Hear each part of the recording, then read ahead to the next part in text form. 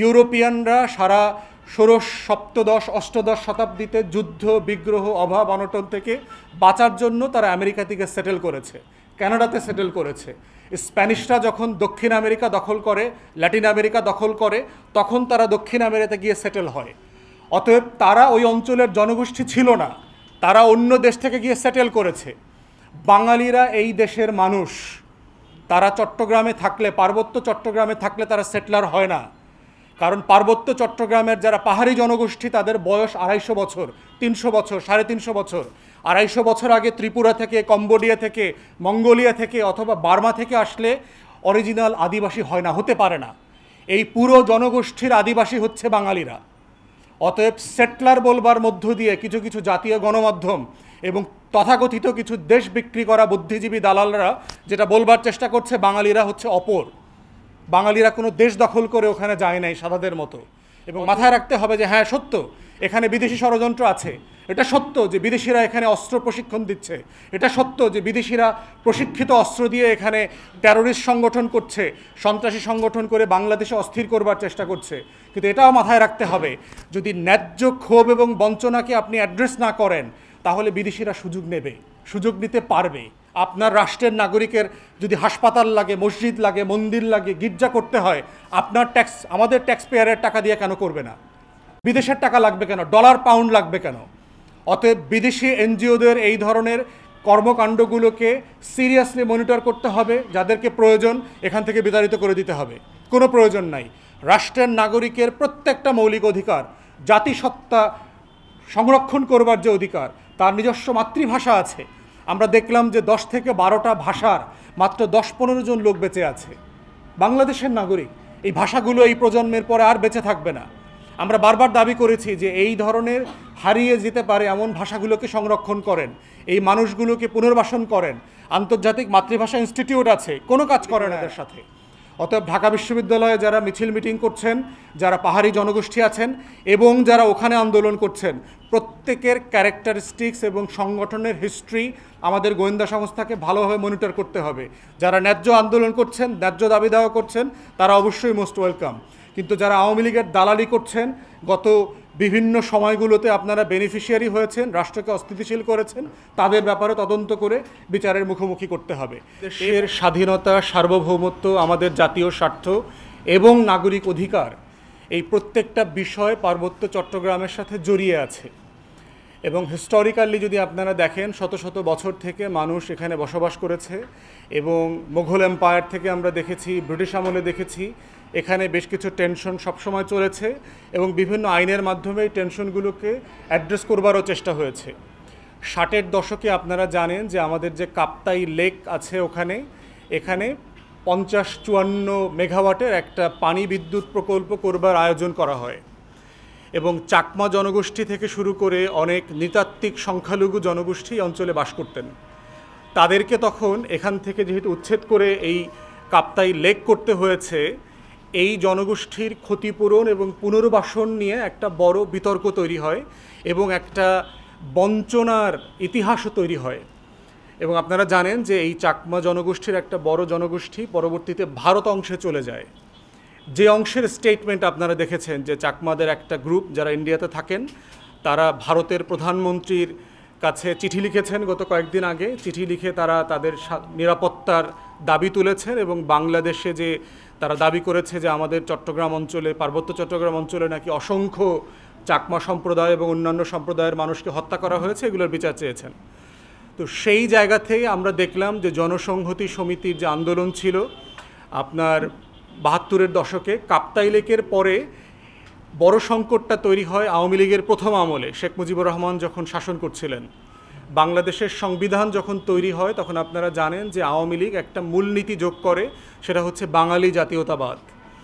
এইটার প্রেক্ষিতে তখনকার যারা নৃতাত্ত্বিক জনগোষ্ঠী আছেন তারা দাবি করলো যে আমরা সবাই বাংলাদেশি, এটা হতে আমাদের কোনো আপত্তি নাই, কিন্তু আমরা তো বাঙালি না, আমাদের নিজস্ব জাতিসত্তা আছে, আমরা কেউ চাকমা, আমরা কেউ মারমা, আমরা বাংলাদেশি কিন্তু আমরা অনেকে সাঁওতাল, আমরা বাংলাদেশি কিন্তু আমরা মারিন্ডি।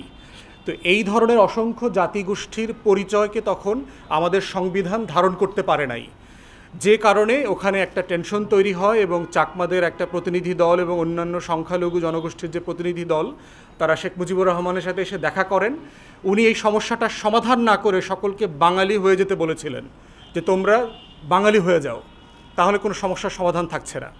এটা অবশ্যই অত্যন্ত অপমানজনক কথা ছিল যে আমাকে যদি সাডেনলি, আমি বাঙালি, আমাকে যদি বলা হয় তুমি বিহারি হয়ে যাও, তুমি রোহিঙ্গা হয়ে যাও, তুমি চাকমা হয়ে যাও, এটা আমাদের সবার জন্য অত্যন্ত দুঃখজনক এবং অপমানজনক। এই দুইটা ঘটনাকে কেন্দ্র করে আমরা দেখলাম 70-এর 80-র দশকে এবং 90-এর দশকে সশস্ত্র আন্দোলন পাহাড়ে শুরু হয়, যেটা পরবর্তীতে চুক্তির মাধ্যমে, আইনের মাধ্যমে মিটিগেট করা হয় এবং থেমে থেমে এই সংকটগুলো বারবার ফিরে আসছে। সম্প্রতি যে উসিলাতে আপনার এই ঘটনাটা ঘটলো, আপনারা দেখলেন সম্ভবত বৃহস্পতিবার রাতে একজন বাঙালি যুবক মামুন নামে, তাকে রাত 2:30টার দিকে ফোন করে ডেকে নেওয়া হয়। তার বিরুদ্ধে অভিযোগ ছিল যে তিনি নাকি একটা মোটরসাইকেল চুরি করেছেন এবং এই অভিযোগে তাকে পিটিয়ে মারা হয়। এবং আজকে দেখলাম যে তার স্ত্রী যে মামলাটা করেছে, সেই মামলাতে যে 3 জনকে আসামি করা হয়েছে, এই 3 জন বাঙালি এবং আওয়ামী লীগের নেতা। কিন্তু দুঃখজনকভাবে হলো সত্য দেখলাম যে এই ঘটনাটা কেন্দ্র করে বৃহস্পতিবারের পরের যে ঘটনাগুলো ঘটেছে, সেই ঘটনাটা আর বাঙালি খুনের মধ্যে থাকে নাই, সেটা বাঙালি পাহাড়ি জনগোষ্ঠীর মধ্যে টেনশনে চলে গেল। এই ঘটনাটাকে কেন্দ্র করে দেখলাম যে আমরা বান্দরবন, খাগড়াছড়ি, রাঙামাটির বিভিন্ন জায়গায় পাহাড়ি জনগোষ্ঠীর দোকান পাট, ব্যবসা বাণিজ্য, তাদের মন্দিরে আক্রমণ করা হয়েছে। তারাও কাউন্টার বাঙালিদের বাড়ি ঘর, দোকানপাট, ব্যবসা বাণিজ্য, মসজিদ আক্রমণ করে মসজিদ জ্বালিয়ে দেওয়া, পুড়িয়ে দেওয়ার ঘটনাগুলো ঘটেছে। এবং আপনারা দেখলেন যে বাঙালি মামুন হত্যার পরে চাকমাদের জনগোষ্ঠীর ভিতর থেকে 3 জন চাকমা মারা গেছেন এবং 50-এর উপরে আহত হয়েছেন। বাঙালিদের মধ্যেও এই বিশাল আহত হবার সংখ্যা আছে। তাহলে এই যে চক্র দেখতে পাচ্ছি, এটা নিয়ে আমরা বোধ করছি যে এবি পার্টির পক্ষ থেকে জাতিকে জানানো প্রয়োজন আছে যে আসলে কি হচ্ছে এবং কি হওয়া উচিত। তো সেই জায়গাতে এবি পার্টির প্রথম বক্তব্য হচ্ছে, বাংলাদেশের সীমানায় যারা বাস করেন তারা সবাই বাংলাদেশি। বাংলাদেশের সংবিধান তাদের পরিচয় ঠিক করে দিয়েছে, তারা সবাই বাংলাদেশি। এবং এই বাংলাদেশি হওয়ার পরে কেউ সমতলি হতে পারেন, কেউ পাহাড়ি হতে পারেন, কেউ বাঙালি হতে পারেন, কেউ বিহারি হতে পারেন, তিনি চাকমা হতে পারবেন, মারমা হতে পারবেন, খাসিয়া হতে পারবেন, সাঁওতাল হতে পারবেন, মারিন্ডি হতে পারবেন। যত জনগোষ্ঠী আছে, যার যার আত্মপরিচয়ের, জাতিসত্তার যে পরিচয়, এর শতভাগ ধারণ করবার পুরো অধিকার আমাদের সংবিধান আপনাদেরকে দিয়েছে। অতএব আমরা যেটা বারবার বলছি আমাদের পক্ষ থেকে, যে এই সংকটকে আমরা শুধুমাত্র পাহাড়ি বাঙালি আকারে আমরা পড়তে রাজি না। এখানে আমরা দেখতে পাচ্ছি যে বাংলাদেশের নাগরিকদের মধ্যে খুন খারাপি হচ্ছে, সহিংসতা হচ্ছে, সংবিধান এবং দেশের আইন মোতাবেক এটাকে হ্যান্ডেল করতে হবে। দ্বিতীয় বক্তব্য হচ্ছে, যারা খুন হয়েছেন তাদের সবার ব্যাপারে আমরা তীব্র নিন্দা জানাই, পরিবারের প্রতি আমাদের শোক সমবেদনা আছে এবং সুষ্ঠু তদন্তের মাধ্যমে বিচার করা দরকার।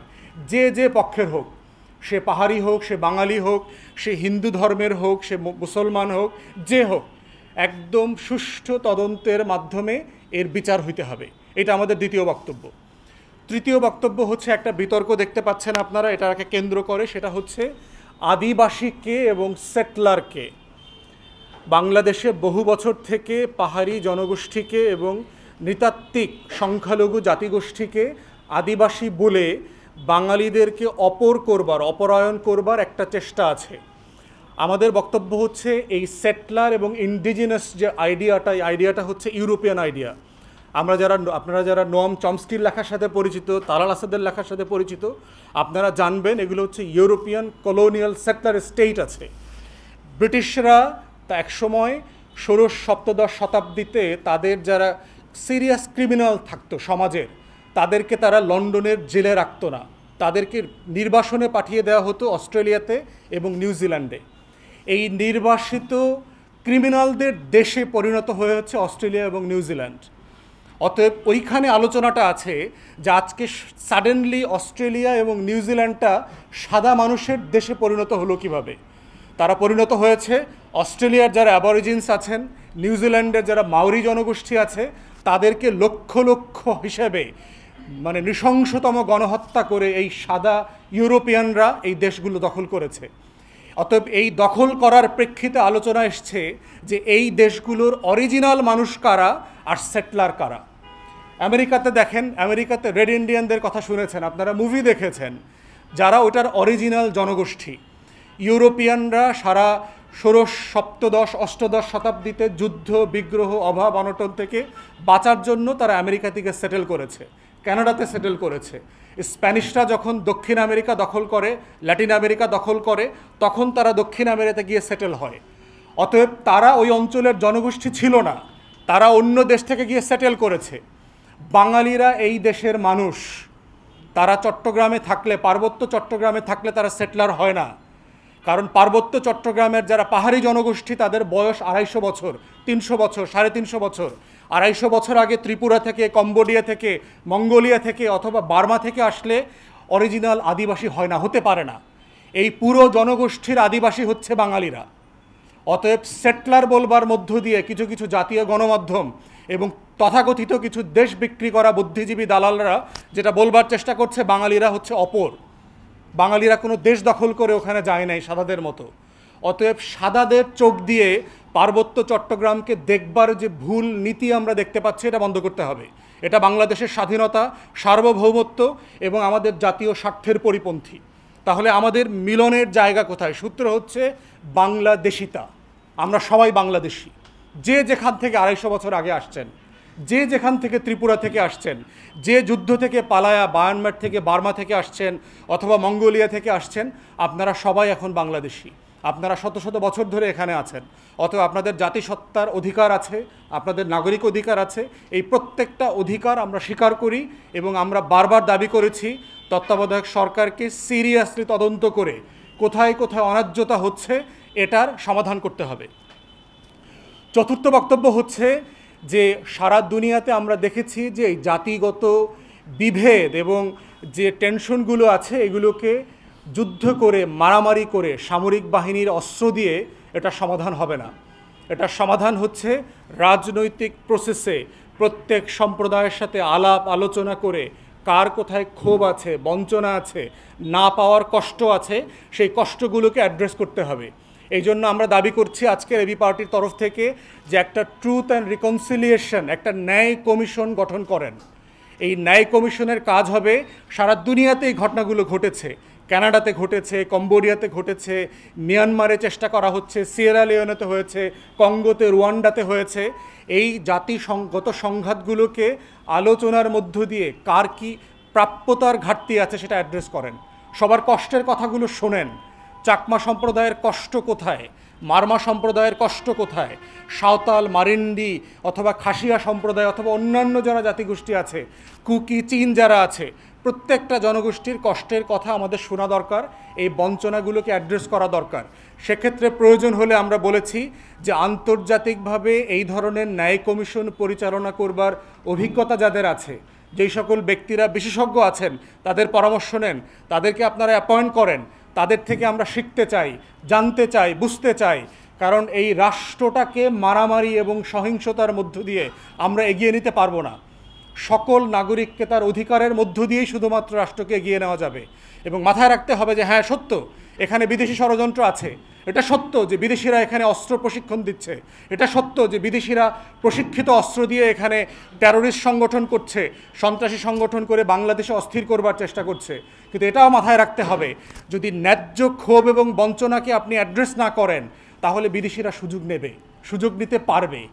অতএব রাষ্ট্র হিসাবে, জাতি হিসাবে আমাদের দায়িত্ব হচ্ছে বিদেশিরা যেন ষড়যন্ত্র করতে না পারে, অভাব অনটন নিয়ে যেন কোনো ফ্যাসিলিটি দিতে না পারে। কেন বিদেশি এনজিওকে আইসা ওখানে গির্জা করে দিতে হবে, হাসপাতাল করে দিতে হবে, মন্দির করে দিতে হবে? আপনার রাষ্ট্রের নাগরিকের যদি হাসপাতাল লাগে, মসজিদ লাগে, মন্দির লাগে, গির্জা করতে হয়, আপনার ট্যাক্স, আমাদের ট্যাক্স পেয়ারের টাকা দিয়ে কেন করবে না? বিদেশের টাকা লাগবে কেন? ডলার পাউন্ড লাগবে কেন?